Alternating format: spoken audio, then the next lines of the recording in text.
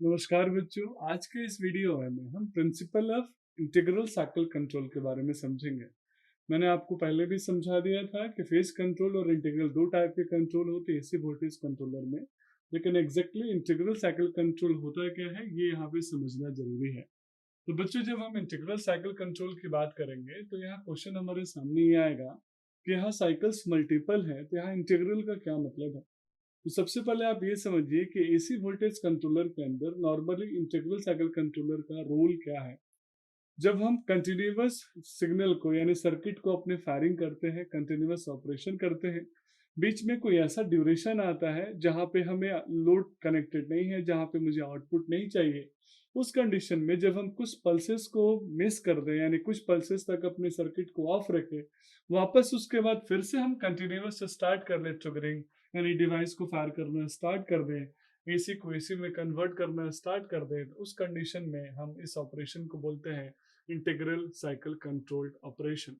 बच्चों, phase controlled operation और integral cycle control थोड़ा सा डिफरेंट है, क्योंकि फेज कंट्रोल ऑपरेशन में नॉर्मली हम फेज का कंट्रोल कर रहे हैं, इंटीग्रल में हम multiple phase control options adopt कर रहे हैं, और साथ में बीच में कुछ ड्यूरेशन तक, कुछ पल्सेस तक, जहाँ पे मेरे पास सिग्नल, जहाँ पे मुझे आउटपुट नहीं चाहिए, लोड कनेक्टेड नहीं है, वहां पे हम उसको स्किप कर देते हैं। बच्चों, इस डायग्राम को देख के आप समझ सकते हैं कि कैसे हमने लॉन्ग ड्यूरेशन के लिए एसी पल्सेस लिया मल्टीपल साइकिल का,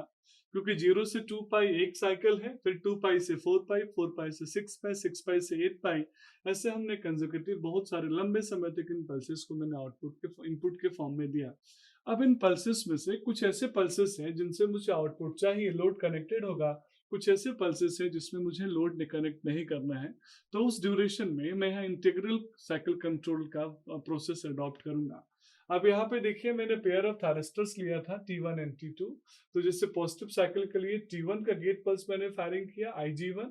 T1 T1 T1 एक पल्स छोड़ के होगा, सिर्फ वैसे नेगेटिव पल्स के लिए मैंने T2 थायरिस्टर लिया था, तो उसका गेट पल्स होगा IG2, एक पल्स छोड़ के IG2, मीन्स पॉजिटिव के लिए IG1 और नेगेटिव साइकिल के लिए IG2।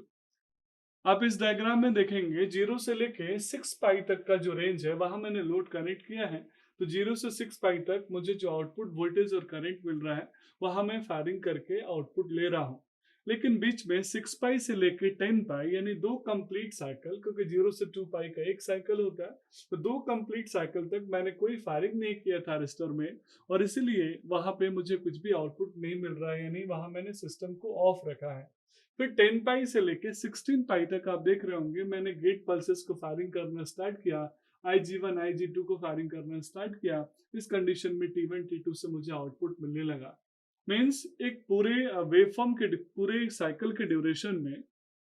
एक ड्यूरेशन ऐसा है जहां हमने अपने सिस्टम को यानी सर्किट को ऑन रखा है, फिर एक ऐसा ड्यूरेशन है जिसमें हमने सर्किट को ऑफ रखा है, जैसे एन रीजन के अंदर हमने ऑफ ऑन रखा, एम रीजन के अंदर हमने ऑफ रखा, फिर से एन रीजन के अंदर साइकिल्स के अंदर मैंने ऑन रखा और वापस एम के अंदर मैं ऑफ रखूंगा। जैसे मैं 0 से लेके 6 पाई यानी 3 साइकिल तक ऑन रख रहा हूँ और 2 साइकिल तक ऑफ रख रहा हूँ, फिर 3 साइकिल तक ऑन रख रहा हूँ, 2 साइकिल तक ऑफ रख रहा हूँ। तो इस कंडीशन में बोल सकते हैं कि यहाँ इंटीग्रल साइकिल कंट्रोल हो रहा है। तो बच्चों, ये भी एक एसी वोल्टेज कंट्रोलर का यानी fixed AC two variable AC controller का एक मेथोडोलॉजी है, प्रोसेस है, जो नॉर्मली हम इंडस्ट्रीज वगैरह में यूज करते हैं, और इसी प्रोसेस को हम अडॉप्ट करते हैं मल्टीपल नेम से। तो जैसे इसको कुछ और नाम से भी हम बुलाते हैं, हो सकता है कि आपके बुक्स में ये इंटीग्रल साइकिल कंट्रोल लिखा हो, किसी बुक में ऑन ऑफ कंट्रोल लिखा हो, क्योंकि आप देख रहे हैं एक बार सर्किट ऑन हो रही है, एक बार सर्किट ऑफ हो रही है। जब ऑन और ऑफ की प्रोसेस अडॉप्ट होगी कंटिन्यूअसली, इसको हम ऑन ऑफ कंट्रोल